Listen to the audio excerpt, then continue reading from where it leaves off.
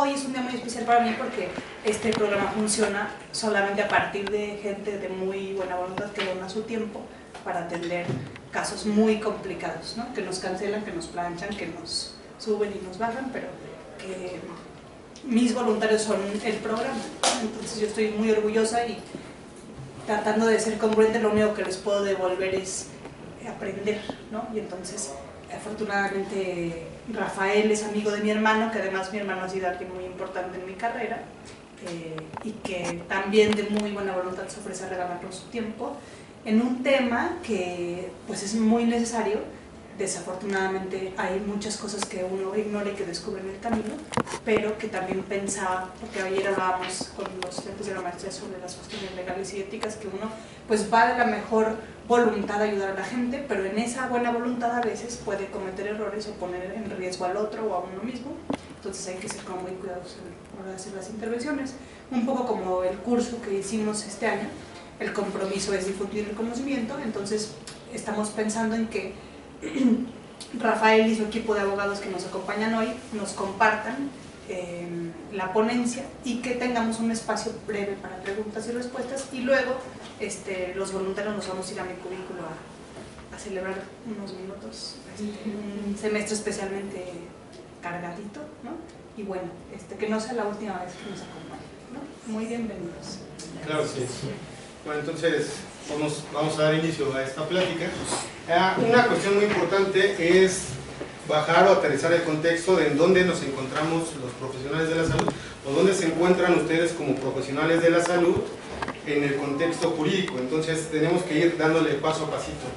En la página de la UNAM, ya atendiendo esta parte, nos indica que el área en la que pertenece la psicología es a las ciencias biológicas, químicas y de la salud.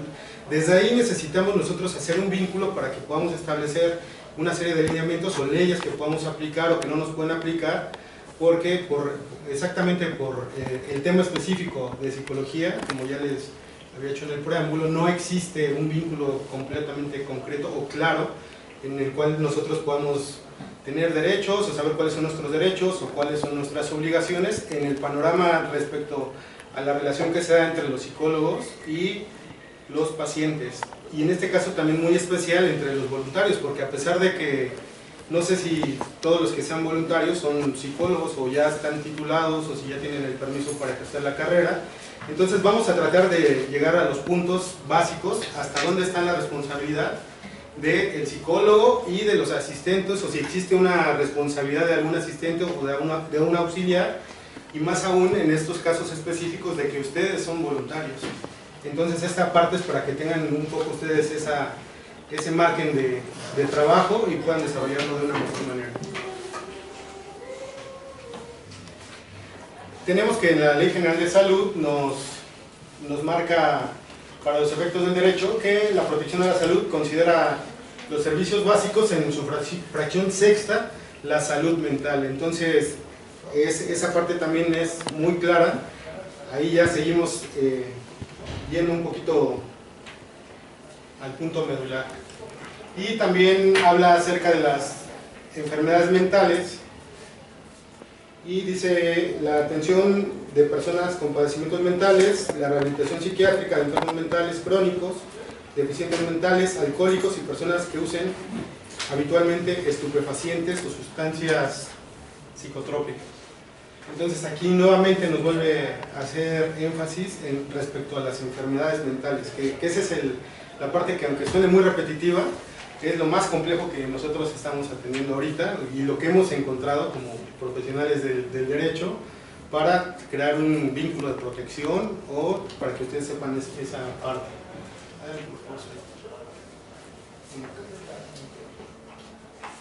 ¿Quiénes son sujetos de responsabilidad? Aquí tenemos los padres, también habla del término tutores, que son las personas que están a cargo pueden ser de menores de edad o de personas que no tengan la capacidad suficiente para poder determinar ellos o poder aplicar o poder solicitar los servicios. Este es un tema muy delicado porque en qué momento o hasta qué momento nosotros sabemos qué edad tiene nuestro paciente al momento de una emergencia. Entonces esa parte también sí hay responsabilidad. Entonces tenemos que los padres tutores o quienes ejerzan la patria potestad de los menores, los responsables de su guarda, las autoridades educativas y cualquier persona que esté en contacto con los mismos, procurarán la atención inmediata de los menores que presenten alteraciones de conducta que permitan suponer la existencia de las enfermedades mentales. Aquí, a manera de pregunta, ¿ustedes creen que en un contexto como estos de un menor de edad, ustedes tengan la obligación de informarle al papá de las situaciones que está pasando el menor? ¿Sí? ¿Y hasta dónde llegaría entonces? ¿El menor tiene derecho o no a que se mantenga confidencial la información que ellos les planteen? Yo creo que por ser menor sí corresponde a los padres o tutores hacerles saber, ¿no? que el menor a lo mejor corre algún riesgo. Claro. Sí. Pero entonces el menor tiene derecho a que se trate con confidencialidad el tema que a ustedes les están confiando por ser ustedes los especialistas en esta área, ¿o no tiene ese derecho? Sí tiene derecho, pero ya cuando corre riesgo la vida, yo creo que sí corresponde también a los papás. No puedes nada más quedarte. Excelente. Aquí es acertada la intervención de la compañera, porque necesariamente, a pesar de que sea niño y nos quieran manejar, a eso nos vamos a enfrentar, a decir, híjole, es que tú tenías responsabilidad, pero también el niño tenía derecho. Pero ¿quién ejerce el derecho? Pues los papás. Entonces necesariamente tienen que informarse a los padres de algún tipo de situación. También tenemos una norma oficial mexicana, que es parte del conjunto de normatividades o de leyes que se pueden aplicar al caso concreto, para la prestación de servicios de salud en atención integral hospitalaria médico-psiquiátrica. Entonces, aquí nosotros también necesitamos un poquito de su ayuda, porque como es un tema nuevo, ¿hasta dónde ustedes entran, o si entra la psicología en este rubro? Entonces, más o menos eso es lo que, el parámetro de que sí existe una norma oficial mexicana, pero tenemos que ir desmenuzando los temas poco a poquito, y en esa dinámica podemos hacer más fluida y llegar en posteriores ocasiones ya con la información correcta, es decir, si nos alcanza como psicólogos a que nos aplique esta norma o no nos alcanza. Sin embargo, dentro de esta norma es muy importante o muy interesante porque encontramos conceptos que no están en ningún otro lado.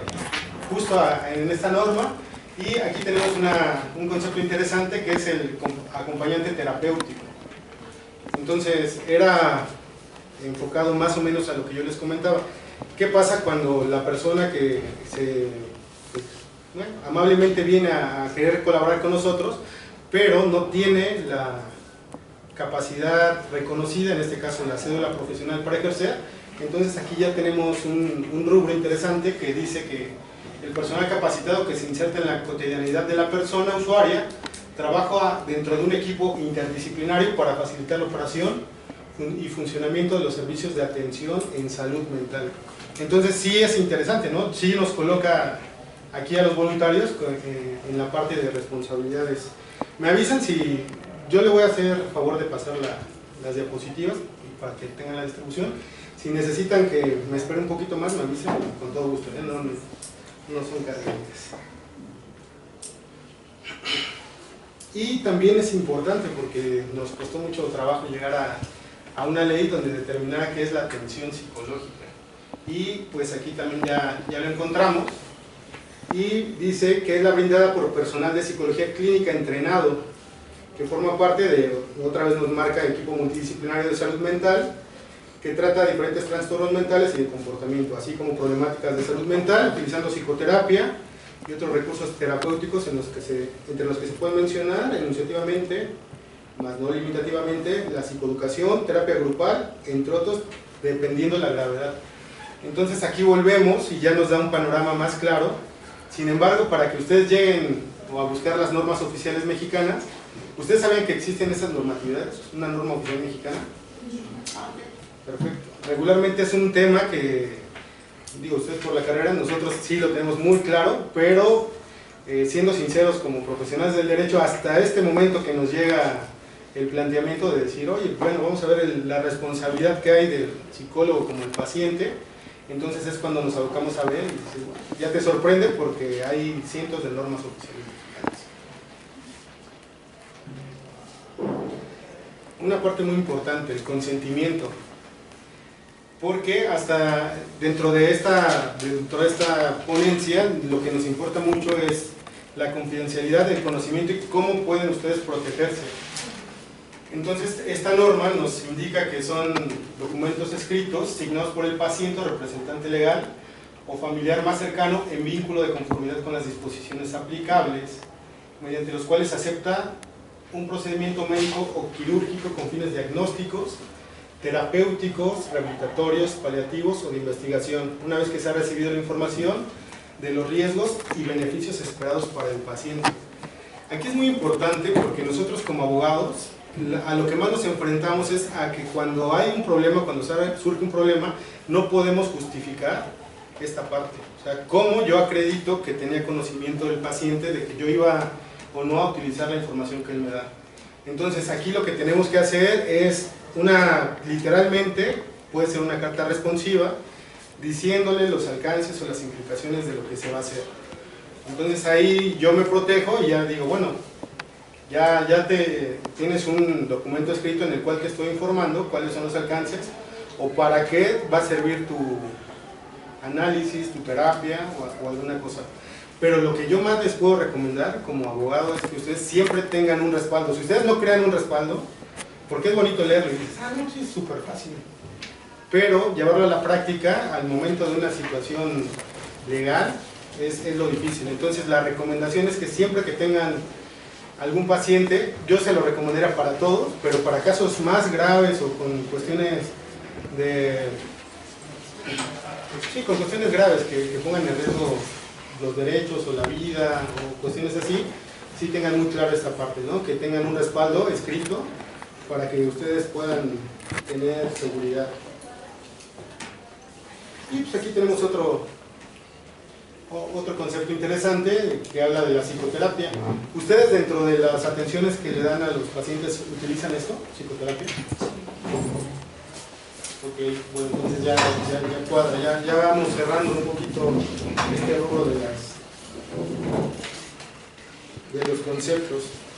Otra cosa muy interesante, ¿ustedes dentro de la carrera llevan algunas cuestiones de derecho?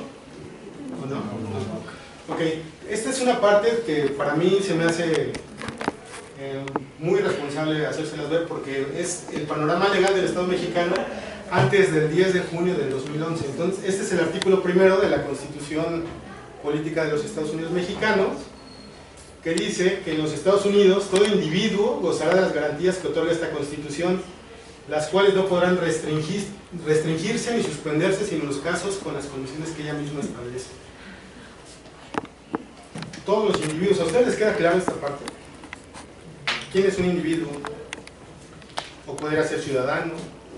¿O en qué momento somos ciudadanos y dejamos de ser individuos? Entonces, ¿ven claridad en este artículo? ¿Qué es una garantía individual? No es examen, sí, es para...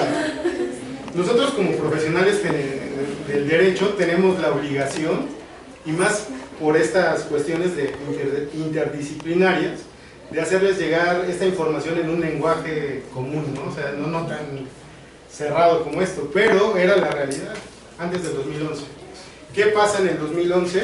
Se hace una reforma constitucional en materia de derechos humanos que coloca al Estado mexicano en el centro de actuación respecto a esta parte, a la protección de derechos humanos reconocidos en la Constitución y en los tratados internacionales. Es muy importante porque se hace esta reforma de los derechos humanos y viene todo un nuevo criterio y un cambio de paradigmas para la aplicación del derecho. O sea, ya no nos cierra.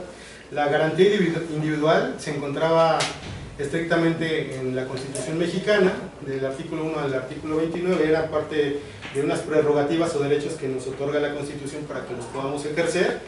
Se hace la reforma constitucional con base a los derechos humanos, y aquí sí ya viene como que un poquito más claro, porque dice que es un derecho humano, el conjunto de prerrogativas sustentadas en la dignidad humana, cuya realización efectiva resulta indispensable para el desarrollo integral de la persona. Y aquí sí me pueden ayudar ustedes. ¿Qué es la dignidad humana?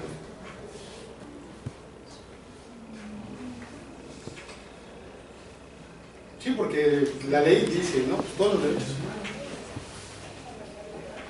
El desarrollo integral de la persona, la dignidad humana.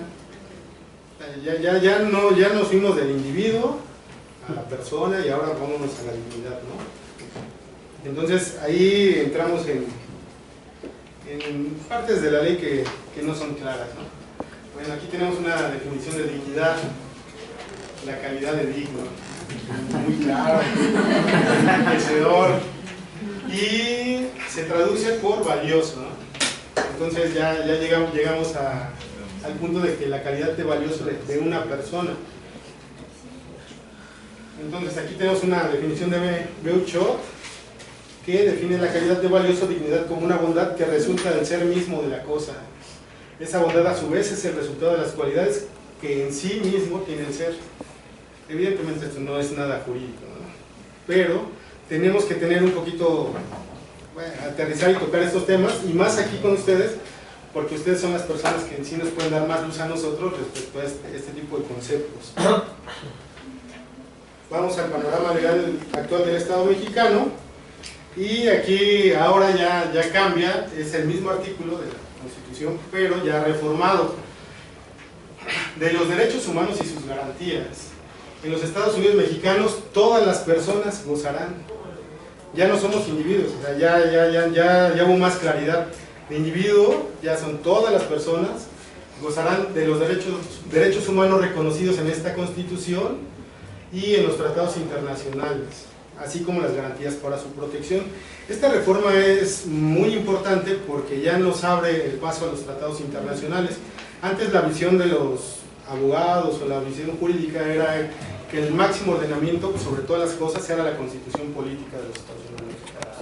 Ahora con esta reforma de los derechos humanos se equiparan los derechos internacionales o todos los tratados internacionales que podamos aplicar que tengan que ver con derechos humanos, tienen la calidad y están a la altura de la Constitución mexicana. Entonces aquí ya nos abre un panorama impresionante de prerrogativas que podemos hacer efectivas, tanto los profesionales como los pacientes. Entonces vamos a entrar un poquito más a estas cuestiones. Bueno, aquí habla un poquito más acerca de las normas de derechos humanos que se tienen que interpretar de conformidad con la Constitución, pero siempre favoreciendo a todas las personas. Eso también es un principio esencial del derecho, que puedes aplicar las leyes, a pesar de que haya leyes que ya hayan sido desfasadas. Si te beneficia o encuentras un beneficio mayor en una ley que dejó de tener vigencia, puedes invocar la aplicación si a ti te causa un mayor beneficio. Esto nosotros los abogados lo conocemos como principio pro persona. Entonces esa idea también es buena que la pudieran conservar, porque si en algún momento ustedes encuentran un derecho mayor, aunque ya no tenga vigencia, pero a ustedes en lo personal les beneficia, lo pueden aplicar. Y esto pasa también en la cuestión de los tratados internacionales. Si dentro de nuestro catálogo de derechos o las prerrogativas que nos da la Constitución no encontramos algo que pueda vincularse, pero sí lo encontramos en un tratado internacional, lo podemos invocar y las autoridades están obligadas a acatar esa cuestión que nosotros les estamos pidiendo y aplicarla. Entonces esta cuestión es muy interesante porque a partir del 10 de junio de 2011 nos abre el panorama en aplicación de derechos a una cuestión que hasta ahorita no la podemos precisar cuántos derechos tenemos o cuántos derechos podemos aplicar, porque el tema específico que querramos podemos ir a esa legislación. Si ahí existe una cuestión que nos favorezca a la pretensión que nosotros tengamos, la podemos aplicar, y es obligación del Estado. Ahora vamos a este tema, los sujetos de derechos respecto a la relación que ya les había comentado. Entonces aquí es interesante nuestro mapa porque tanto el psicólogo, que pues, yo lo puse para efectos más prácticos, el profesional de la salud, y el paciente, ambos tienen derechos humanos. Entonces vamos a ver cuáles son los alcances de cada una de las partes.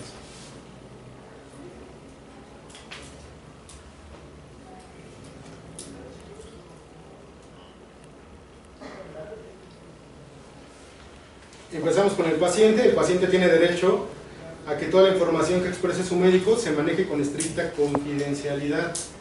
Aquí lo dejé tal cual, de médico, porque como ya les había comentado, exactamente no existe, no vamos a encontrar una ley que diga que el psicólogo. Entonces yo hice ahí unas modificaciones mágicas y ya no le pusimos médico, ya le ponemos el profesional de la salud, pero es equiparable.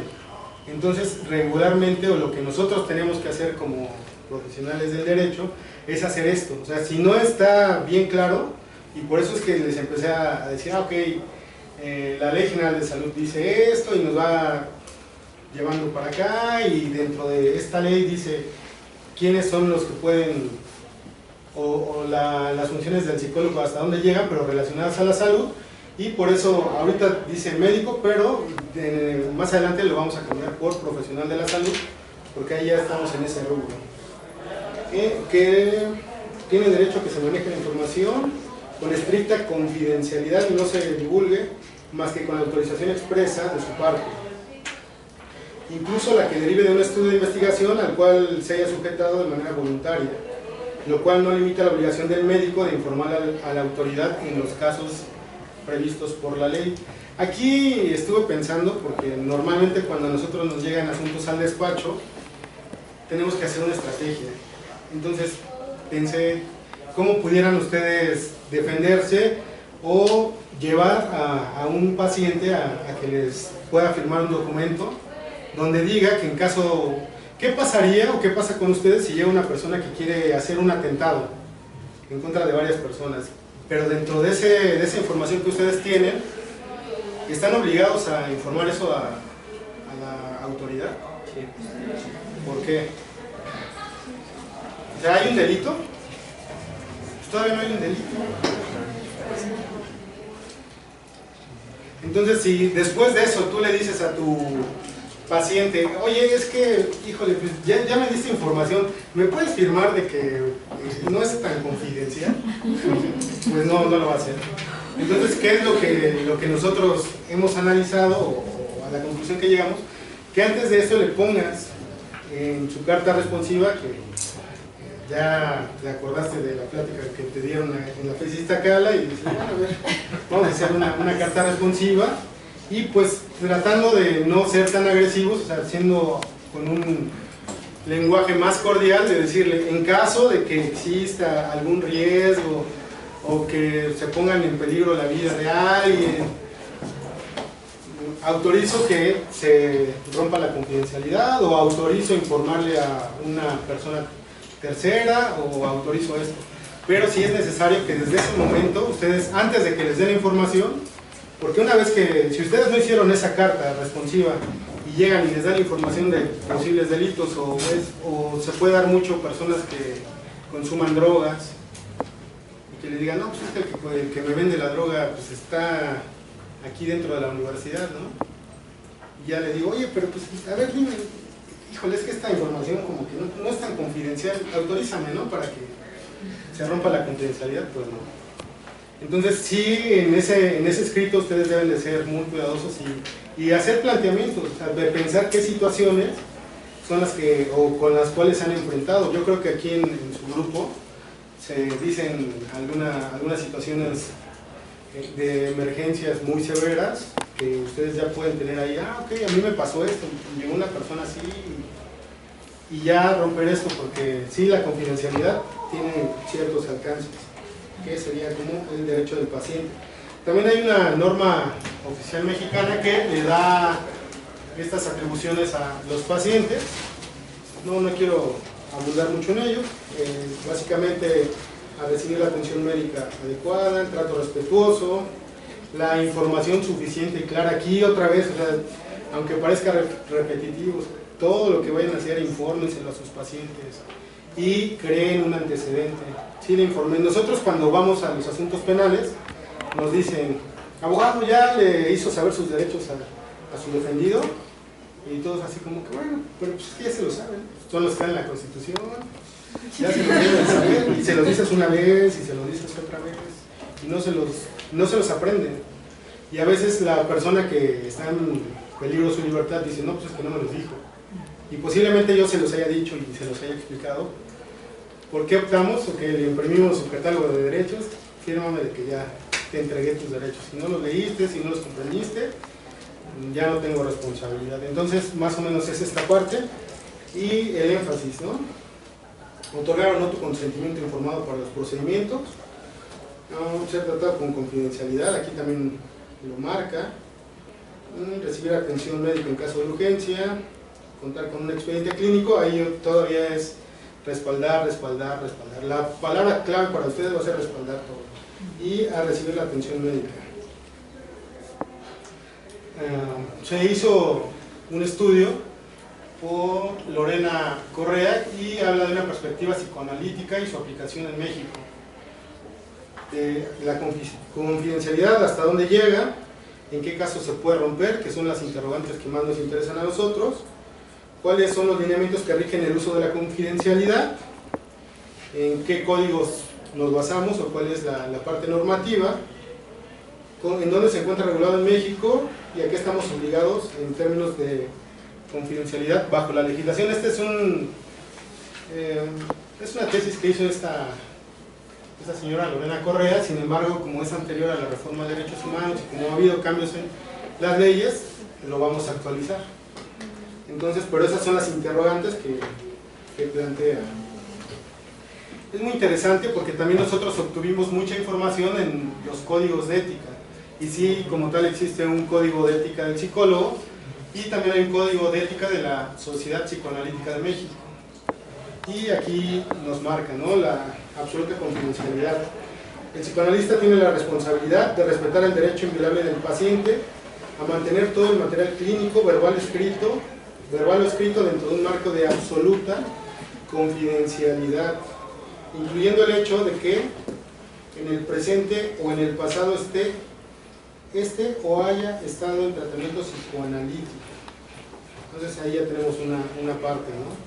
Posteriormente nos dice que cuando exista la amenaza real de que un paciente pudiera atentar contra su vida, lastimarse o lastimar a una tercera persona, incluyendo la persona del analista, este último deberá tomar las medidas necesarias para proteger a la posible víctima y se relevará de su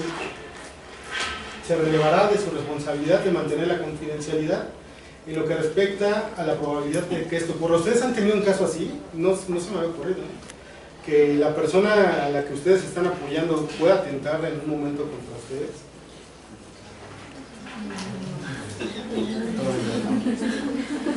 Es interesante, porque ¿en qué momento, digamos, ustedes que tratan este tipo de situaciones, en qué momento pudiera darse un disgusto con la persona que estás tratando y que pueda atentar contra tu vida? Entonces ahí también ya hay como una excepción a la confidencialidad. Y es importante, muy interesante. Aquí también ya habla un poco, cuando exista la amenaza real de que un paciente pudiera atentar contra su vida, se tienen que tomar las medidas necesarias. Pero, ¿qué medidas son las necesarias, ¿no? Sería como que un punto básico de discusión interna de este grupo, de poder decir, bueno, ¿qué medidas vamos a tomar? Pero sí tenerlo ya establecido. Todo esto con la palabra mágica, respaldo. Si ya tenemos un protocolo de actuación para erradicar la violencia de género, contra la violencia de género, para la violencia contra las mujeres, pues ¿por qué no hacer este código, ¿no?, de emergencias? ¿Cómo actuar en caso de que exista esa amenaza real? Y también esta parte interesante, ¿no?, en caso de que el paciente quiera atentar contra nosotros.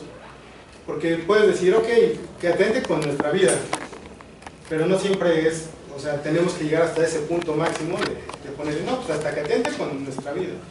Se puede meter con tu patrimonio, se puede meter con tu carrera profesional. Yo soy docente en el Colegio de Ciencias Humanidades, Oriente, y como un ejercicio práctico les dije, a ver chicos, bueno, vamos a desarrollar un tema, ¿qué tema les gustaría tratar? La seguridad en el plantel. Perfecto. Interna y externa.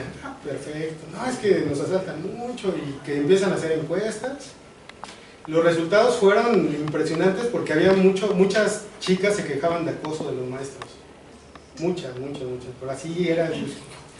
Pero ¿y por qué no hacen nada? No, pues que no pasa nada. O sea, el maestro que es acosador es amigo del director, ¿no? Entonces se empiezan a crear como que imágenes de que esa gente es intocable y que no se puede hacer nada contra ellos porque no conocen los protocolos. Y ya está, o sea, aquí tienen el protocolo de violencia contra la mujer. Y dice así literalmente cómo tienes que llevar a cabo los niveles de contacto que hay con las autoridades, te van guiando. O sea, ¿se pueden hacer cosas? Sí, sí se pueden hacer, pero no hay divulgación. Entonces la gente se queda con esas ideas. Yo no pensé que fuera tan severo, pero ya, posteriormente ya han denunciado a varios maestros y ya han caído, ¿no? Ahí dentro de esa parte. Pero también, ¿qué certeza tenemos de que las chicas lo hagan de buena fe o si realmente esté pasando esa situación y que no nada más quieran perjudicar a un maestro? Entonces, tiene muchas repercusiones. O sea, sí tenemos que ampliar el panorama para no quedarnos con que es un tema muy sencillo, a mí nunca me va a pasar. Nosotros, como abogados, llevamos también cuestiones de materia familiar, problemas o conflictos dentro de la familia, y vemos unas historias que a veces superan a la ficción, ¿no? Dicen que la realidad supera por mucho a la ficción, entonces sí debemos tener mucho cuidado en esa parte.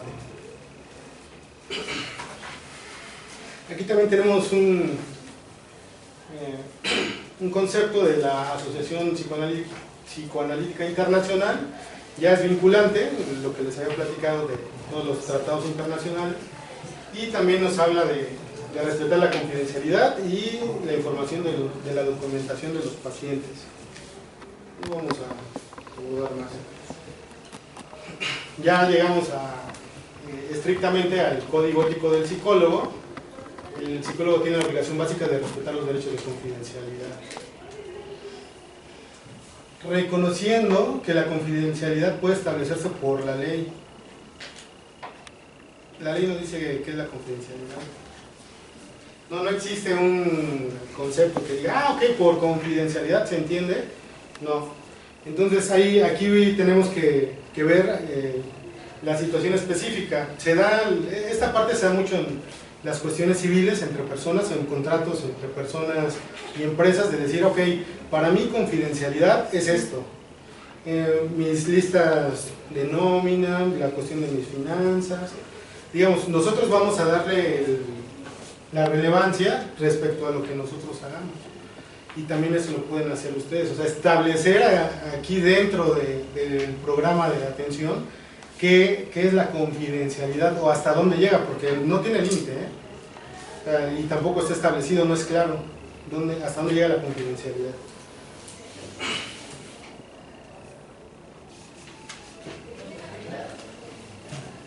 Y aquí continuamos con el código ético del psicólogo. Dice, el psicólogo muestra información confidencial sin consentimiento del individuo solo cuando le obligue la ley o cuando esto lo permita para propósitos válidos como proteger al paciente, al cliente u otros de algún daño. El psicólogo puede mostrar información confidencial siempre y cuando cuente con el consentimiento escrito del paciente.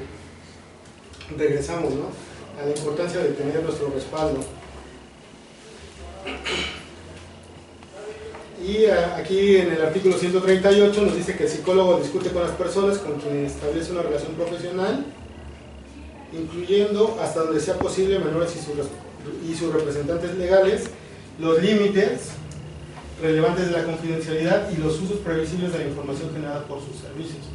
Entonces también es una buena idea que antes de que empiecen a generar una relación profesional le digan, oye, mira, pues es que hay estos temas, ¿estás de acuerdo? ¿Hasta dónde pudieras estar de acuerdo? Porque la información que vamos a tratar pudiera tener otro tipo de repercusiones, ¿no?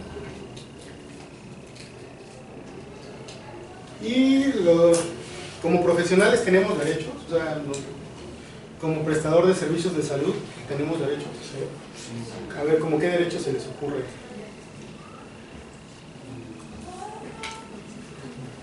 Era lo mismo, ¿no? O sea, en algún momento nosotros cómo nos blindamos contra esas posibles situaciones que se pueden dar más por cuestiones de género, de decir, ok, él es psicólogo, yo soy su paciente mujer y ya no me gustó la terapia, no estoy de acuerdo con lo que él me dice, pues ahora vamos a hacerle alguna cosa que pueda afectarla, ¿no? Entonces, ¿cuáles son los derechos de los profesionales de la salud?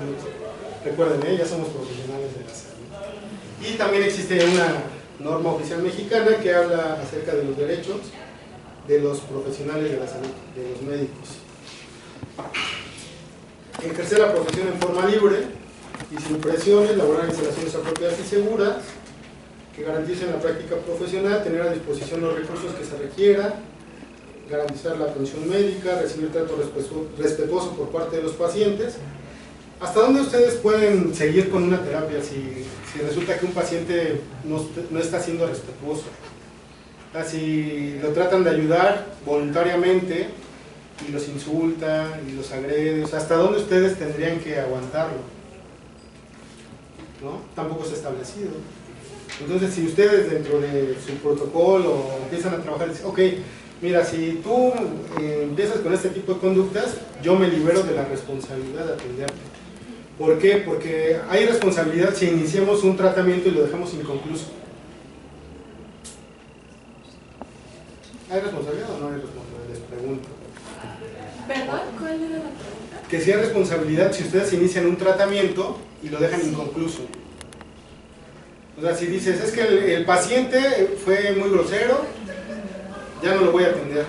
Y no sé los alcances de las terapias hasta dónde pueden llegar. O sea, si yo dejo a un paciente a medio tratamiento o a media evaluación en una ocasión de suicidio, va a terminar con la conducta que queremos evitar. Entonces, ¿ahí qué responsabilidad tengo de decir, no, es que yo ya no la atendí porque pues, fue grosero? Sí, pero ¿en dónde dijiste o a quién le dijiste que era grosero o que te estaba agrediendo? O sea, yo como, digamos, en este caso ustedes como voluntarios, ¿a quién acudirían para decirle, oye, lo que pasa es que estamos atendiendo a esta persona y pues ya me está agrediendo, ¿no? Ya se está metiendo en mi vida privada, ya me está haciendo seguimientos por redes sociales o cosas así, ¿no? ¿Hasta dónde podría, o a quién le voy a decir, o cómo lo voy a respaldar? Esas son las cuestiones interesantes. Pero vamos a seguir, ¿no?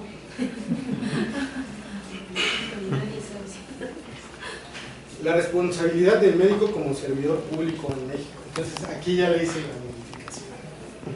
En el momento en el que el profesional de la salud, por su actuación o no actuación, cometa un hecho ilícito que se constituya como delito, esto es que haya violado las normas jurídicas al producir un daño con su conducta, daño que lesione los bienes jurídicos tutelados, en ese momento tendrá que responder legalmente, ya sea en el terreno penal, civil, laboral o administrativo. Este es una investigación de María Teresa Ambrosio Morales.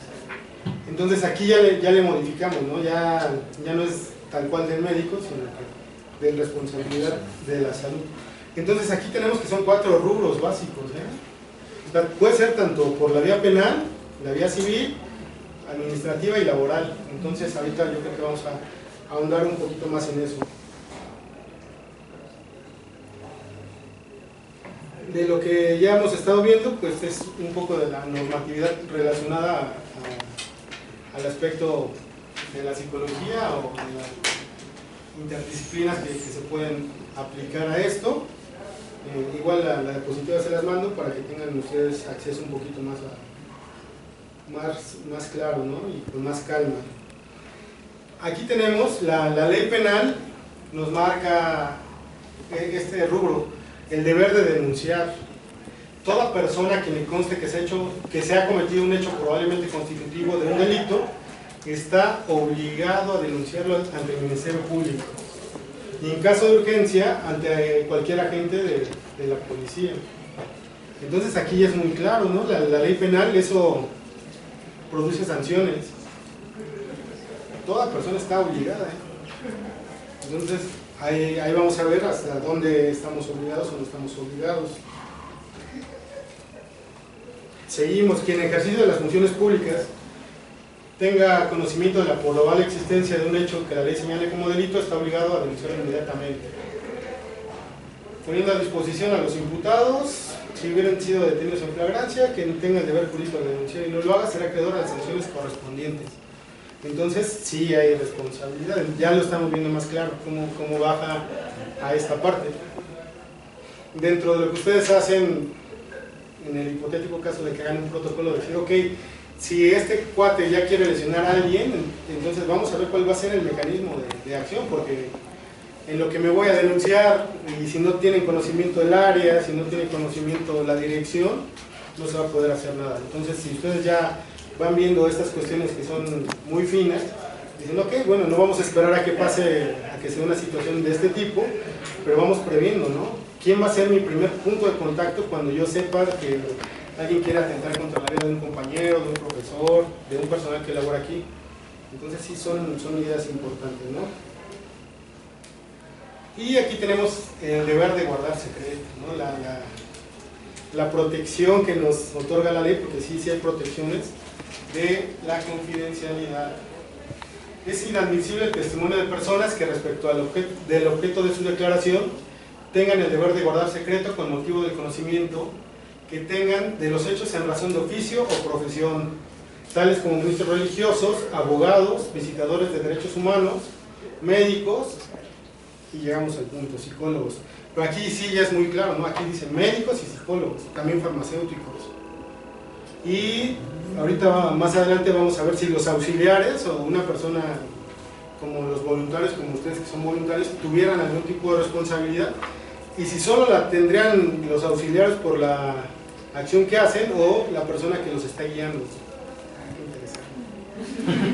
Entonces, sí, lo que pasa es que tenemos que tener el panorama amplio, muy amplio, y nosotros como litigantes siempre tenemos que estar viendo los posibles panoramas para que podamos ejercer una buena defensa o algún argumento bueno, ¿no?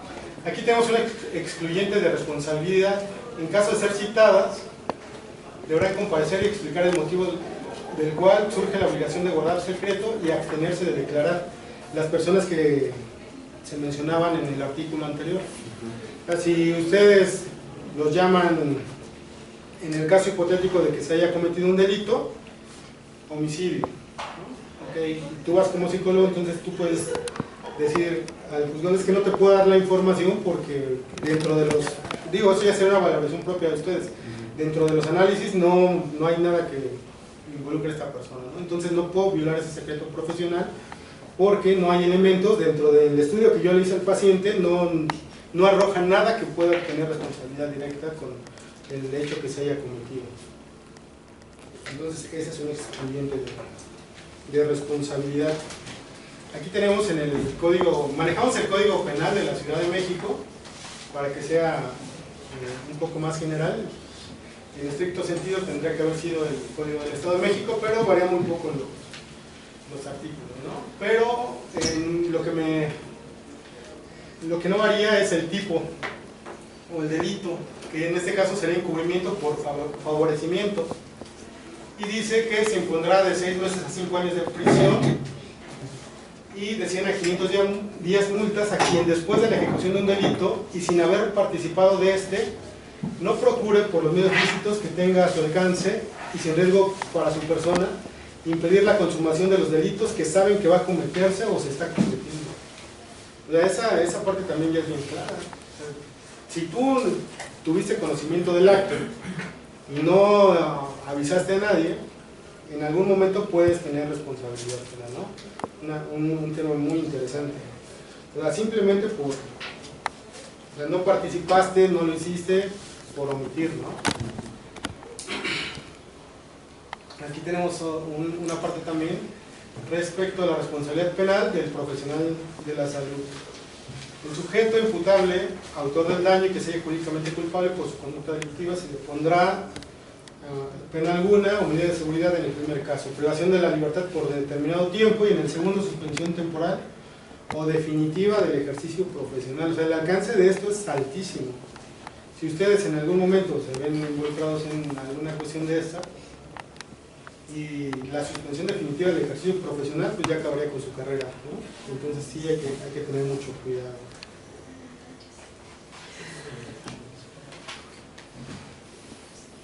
Aquí es una parte muy importante. Delitos cometidos en el ejercicio de la profesión. Aquí ya no habla de doctores, aquí ya es muy amplio. Responsabilidad profesional y técnica. Y subrayamos, ¿no? Profesionistas, artistas, técnicos y sus auxiliares. las personas que no tengan como tal la capacidad para ejercer la psicología, auxiliares voluntarios, ahí entran. Entonces sí tenemos que tener cuidado porque hay una máxima en el derecho que dice que el desconocimiento de la ley no exime de responsabilidades. De decir, híjole, es que yo vine con toda la buena voluntad de ayudar a esta persona, pero chin, no le avisé a la persona que era conveniente y ya mató a 2 personas, ¿no? O ya se suicidó. Pero sí va a avisar. Sí, quería avisar. Ya no me dio tiempo. Entonces sí tenemos que tener mucho cuidado en esto. No les quiero llenar de tanto de la ley, porque son cosas, ¿no? Por eso les subrayo un poco. Usurpación de profesión, al que se atribuye públicamente con carácter de profesionista. Esto es importante, les voy a decir por qué lo dejé. Porque si en algún momento la persona que a ustedes que estén atendiendo diga, no, es que él no es psicólogo, él no es psicólogo, y él está cometiendo un delito porque ya no le cae bien o porque no estoy de acuerdo con lo que él me dice, entonces le voy a empezar un pleito por usurpación, ¿no? Y dices, ok, así pudiera ser un caso hipotético que se pudiera dar. Entonces empezamos y había un concepto que era acompañante terapéutico. Entonces también ahí ustedes se pueden proteger diciendo, no, soy voluntario, acompañante en esta terapia, ¿no? Sí, de verdad, si no lo hacen, si llega el caso, se van a acordar de mí y van a decir, hijo, ¿por qué no lo hice? Le hubiera hecho caso a ese licenciado. Aquí tenemos también ya un delito como tal, abandono y negación y práctica indebida del servicio médico. Va relacionado, o sea, no se confundan con que médico sea nada más el doctor que nosotros creemos que es médico general, ¿no? No, ya vimos que por los contextos lo podemos aterrizar directamente al psicólogo. Y dice que estando en presencia de un lesionado o habiendo sido requerido para atender a este, no lo atienda o no se solicite el auxilio a la institución adecuada o se niega a prestar la asistencia. Y aquí pudiéramos entrar a un debate de decir en presencia de un lesionado, o sea, realmente puede haber dentro de la psicología una lesión mental. O sea, ¿hasta dónde llegaría eso? O sea, sí se puede dar que digan, es que yo quiero denunciar a este psicólogo porque le dije que tenía un problema, no me quiso atender y por eso cometí la acción por la cual me están juzgando ahorita, ¿no? Aquí tenemos que tener cuidado todos, todos los profesionales, ¿verdad? Tanto psicólogos, abogados, profesores, de cómo protegernos, porque a veces la mente humana maquila cosas tan locas que no podemos poder prever nada de eso, ¿no? Salen fuera de nuestro alcance y de nuestras manos. Entonces también hay responsabilidad a quien se niega a prestar atención médica. Estos delitos se agravan y la ley así lo ve. El agravante es que hace la pena más alta. Entonces, si la víctima es niño, niña, aquí la capacidad de nuestros legisladores es grande, o menor de edad, puede ser niño, puede ser adolescente, persona inimputable, incapaz, adulto mayor, integrante o miembro de una comunidad o pueblo indígena. La agravante triplica la pena. Entonces ahí un ejemplo es que ya no son 6, ya de 18 a 36 años, de 300 a 900 días multa y la suspensión. Nuevamente no vamos a la suspensión y en un caso ya muy grave, pues la suspensión definitiva. Aquí era parte de lo que habíamos comentado. Habiéndose hecho cargo de la atención de un lesionado, deje de prestar el tratamiento sin dar aviso inmediato a la autoridad competente. Aquí también es claro, sin dar aviso. Todo es respaldar.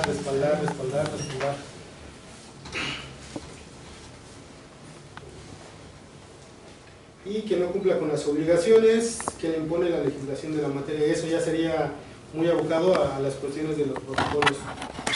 Y bueno, digo, aquí a la parte de los delitos también se agravan. Aquí están las penas, de 3 a 7 años de prisión, se agravan en las condiciones que ya habíamos mencionado. Entonces teníamos que ser bien cuidadosos en esa parte. tenemos otro artículo: al médico que realice una operación quirúrgica o necesaria o la realice con el fin de obtener un lucro o de ocultar el resultado de una intervención, al que simule una práctica o intervención quirúrgica sin autorización del paciente o de la persona, que ante la imposibilidad o incapacidad de aquel pueda legítimamente otorgarla. Esto nosotros nos vamos un poquito más, digo, la parte de arriba evidentemente aquí no aplica, pero aquí vemos otra vez sin autorización del paciente. Y esto sí se da mucho en varias profesiones involucradas con los servicios de salud. Entonces, nuevamente llegamos a que nos autoricen a desarrollar los tratamientos que se señalan. Aquí nos tienen responsabilidad de directores, encargados, administradores, empleados de centros de salud y, bueno, también ahí es muy amplia, agencias funerarias. No pueden impedir la salida de un paciente. Esto ya sería si ustedes trabajaran en alguna institución pública o aduciendo adeudos de cualquier índole. Eso nada más se los puso así como breviario cultural, ¿no? Y también de conocimiento general, es un delito. No pueden restringir la salida de un paciente por adeudos. Aquí también, cuando no pueden impedir la entrega de un recién nacido porque, híjole, no puede salir de aquí porque no ha pagado. Y bueno, esta parte ya va muy enfocada a los servicios funerarios, pero aquí, excepto cuando se ordene por autoridad competente, esa parte es la que salvamos. Todas las responsabilidades o todas las excluyentes se rompen cuando lo solicita la autoridad. Cuando lo solicita la autoridad, entonces ahí sí ya no tenemos mucho que hacer. Tenemos otro capítulo, el artículo 328, al médico o enfermera que suministra un medicamento evidentemente inapropiado en perjuicio de la salud del paciente. Y esto yo no lo tengo bien claro, ¿eh? Ustedes pueden recetar al... okay. Pero de pronto hay gente que sí lo hace. Que sí lo hace. Entonces, bueno, esa parte es buena porque es un delito, o sea, no lo pueden hacer. Y si ustedes no están facultados para eso, entonces ahorita ya tienen la claridad de que si lo hacen, van a incurrir en un delito.